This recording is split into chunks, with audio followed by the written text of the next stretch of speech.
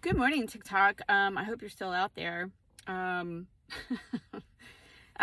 so I wanted to get in this video before TikTok is taken down, if it is taken down. And fuck you, Biden, and Democrats and Republicans alike for denying the people a most popular form of expressing themselves. So much for the First Amendment. Hey? But we know what it's all really about. But that's not what I wanted to talk to you about. So the trend is Rednote, red pill. And I just want to jump in on that because I lived in China for 5 years and I lived in various places in China. So, but I want to start with the first time I went to China was in 2008. And it was shortly after the Olympics.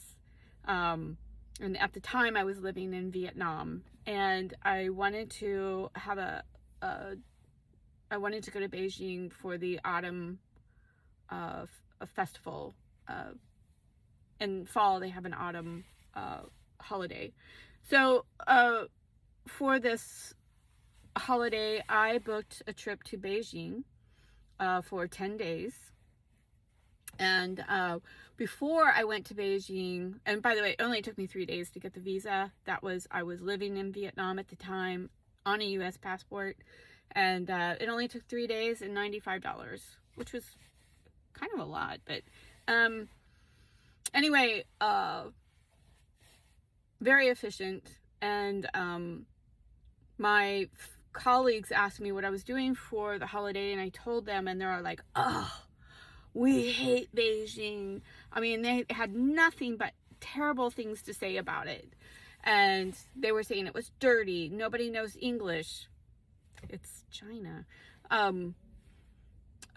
People are rude. People rip you off. Blah. I mean, just nothing but terrible, terrible things. And this was 2 days before I was booked to go. And I'm like, okay, fine. I'm going to go anyway because I really wanted to see Beijing. I wanted to go to Tiananmen Square. I wanted to go to the Ming Tombs. All these historical places. I just really wanted to go, and also in the Great Wall, which is all the things I did. I had the most amazing time. It is right up there. It's probably, it could be number one. And I have been to 54 countries. I've lived in 8. Beijing was fantastic. I loved almost every minute I was there. The only time anybody was ever rude to me was the taxi drivers. Taxi drivers are rude all over the world. And taxi drivers will rip you off all over the world. So it's not a Chinese thing. It was just that one-time thing too. Otherwise, I had a fantastic time. I loved the guest house that I stayed in. I think it was called Ken's Guest House in a little Wutong in the middle of Beijing. It was awesome. They were awesome to me. Rebecca, I'll never forget her name. She spoke very good English. She remembered my birthday and left me a longevity soup out for my birthday at the guest house. The guest house was gorgeous, beautiful. I loved it. I loved every minute. All the food. I had Peking duck 3 times. I loved it. It was one of my favorite vacations ever. And even taking the public transportation, everybody on the bus was so helpful. Even when they didn't speak English, they made sure I got off on the right stop. So everything that my colleagues said to me in Vietnam, and they're all Western colleagues, not Vietnamese, Western colleagues, everything they said was wrong.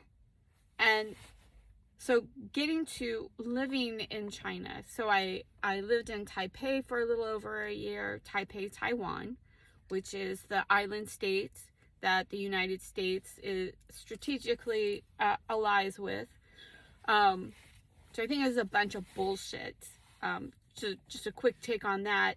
How would America like it if China sent carriers, military carriers over around Hawaii to help Hawaiians gain independence, because there's a movement in Hawaii. They want an independence. They want a sovereign state. The Hawaiians, the indigenous Hawaiians. So I lived there. I did not use the medical services. I was never sick. So I can't speak on, I couldn't even tell you if they have the same national universal health care that the mainland has. So the next place that I lived was in Haikou, which is another island state. Haikou is the city. Haikou, Hainan, Hainan, is the island state. And the city I lived in was Haikou, which is in the northern part of the island. I get the impression that Hainan, the entire island is an experiment of free market and more freedoms. So they're opening up, there you get pretty open internet now. And after I left, of course, you can get a driver's license to rent a car, and you can rent a car there and drive around the island. Highly recommend visiting. I loved it. Sanya was awesome, which is on the western part of the island and very touristy, beachy. But I did use the universal, that's all I used. I didn't have any privatized healthcare when I was living in Haikou. And I got an MRI on my knee for $6. And that whole visit, everything, probably cost just a little over $5 to see the doctor, to get my medicines. It was very efficient. I stood in line to pay for stuff no more than 5 to 10 minutes. I got in right away. I got in to see a doctor right away because it was, I had injured my knee. And the doctor spoke English. There are English-speaking doctors.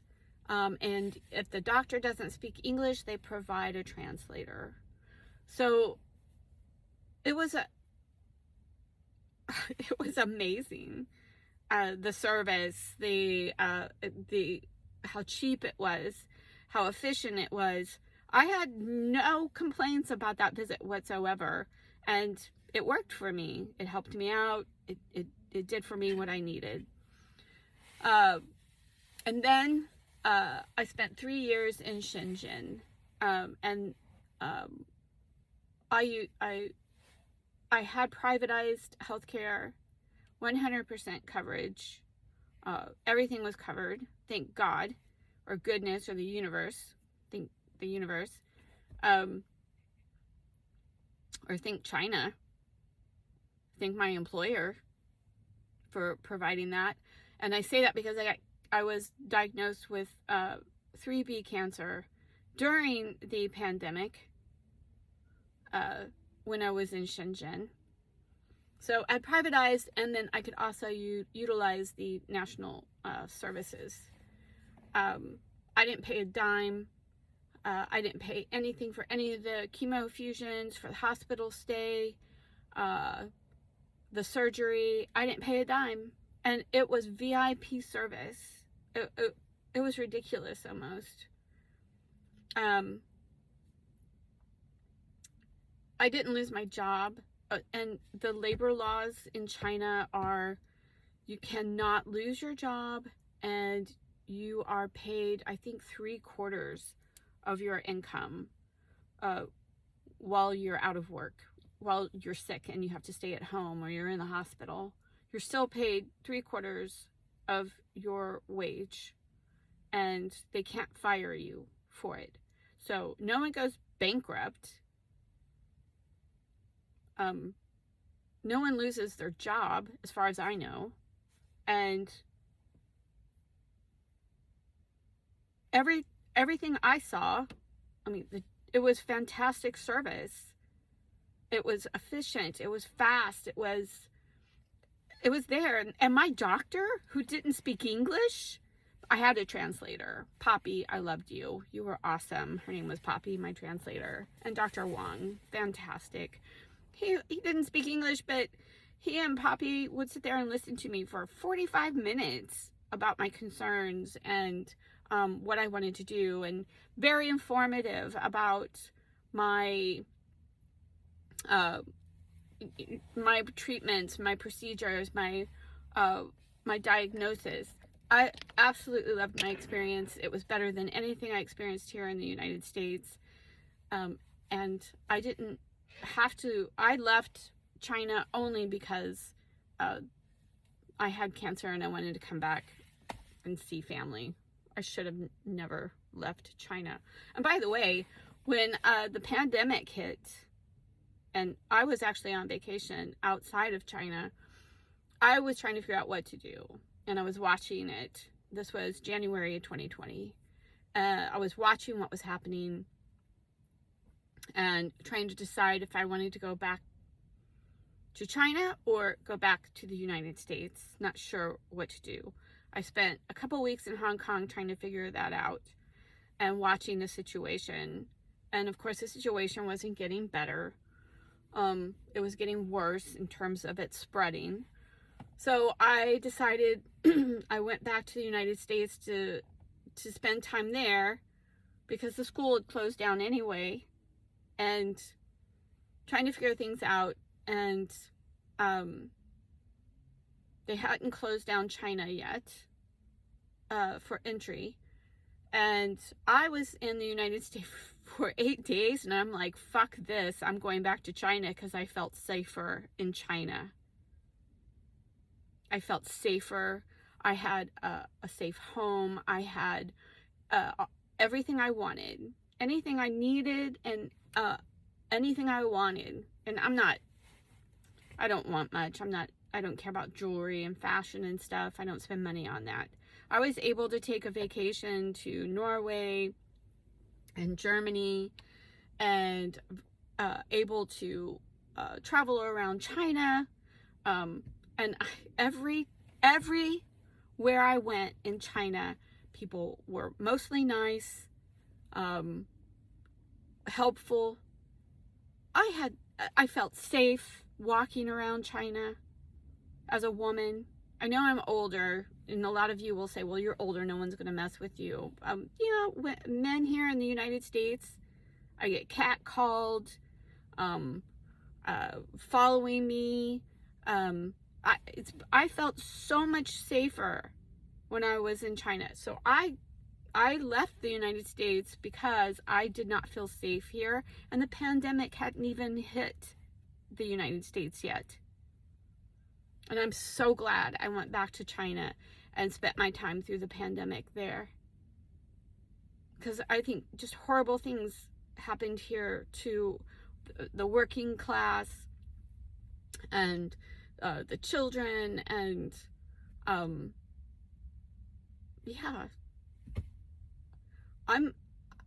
my entire time there in China, in terms of dealing with the Chinese and the Chinese laws and the Chinese healthcare and housing, was all a positive experience for me. Whether I was vacationing or living there, I loved China. I want to go back. And the only reason I can't go back and work there is because they don't issue visas for 60-year-olds teachers. So I can't go back to China. I would go back. I wish I had stayed at least a couple more years there. The only thing I would complain about has nothing really to do with China. It has everything to do with Western administrators, especially the male administrators. That was the only negative part of my experience in China. I partied with card-carrying communists in, I think it was Xi'an. Yeah, it was Xi'an, which I love, by the way. I love that city. Xi'an is so awesome. I want to go back there. I'm so sorry I didn't get to see Sanxingdue archaeological site while I was there, and all because of the pandemic, and now I can't go back as a teacher. But China's awesome. Okay, it is now awesome. Does it have a dark past? Yeah, it has a dark past, but who is in the United States to judge? Most of our history is dark, and we refuse to talk about it in school, which is what something Republicans and Democrats would accuse Chinese of doing, of covering their past and covering, dark things that have happened in their history. We're doing it here. Look, if you have an opportunity, if you're young and you have an opportunity to go to China, whether it's as a teacher or techie or business person or influencer, go. See China. It's awesome. It's beautiful. Stop listening to all the bullshit propaganda coming out of this ridiculous administration and all the administrations since or before. Tired of this communist scaring tactic. Communists I partied with in Xi'an were awesome people. They were super friendly, super wonderful. They wanted the same things that we want. They want the same things that we want. So I'm so happy to see that the younger generations are talking to Chinese on Rednote and understanding that our government is nothing but a bunch of corrupt bullshitters. Go see the world. Stop listening to what they have to say. Okay? Go see it for yourself if you can. But for those of you who can't, go on Rednote. Talk to people in China, in Vietnam, South Korea, Japan. Talk to people in other places in the world, in the Middle East. Stop listening to these assholes in DC, because they're just a bunch of liars. I can't even believe anybody believes anything that comes out of DC. So that's my contribution to this Rednote Red Pill. I left China almost every minute I was there. Now, there were times during the pandemic where people lost their behavior and would blame foreigners for this whole thing. And that was a little frustrating. But that whole pandemic thing, not great. Kind of brought the horribleness out of a lot of people. Liars, for sure. Anyway, that's my contribution to this Rednote Red Pill trend going around. And thank you, China, because when I was there, I never felt safer. I never felt better cared for. And I really loved learning so much about your history. I want to go back. If you go to China, go to Sanxingdue and send me some pictures. I try to keep up with the findings. It's just seems something new is happening with that site all the time. All right, y'all. Get on Rednote. Go talk to people from around the world. Let's share. I think it's such a great movement. Awesome.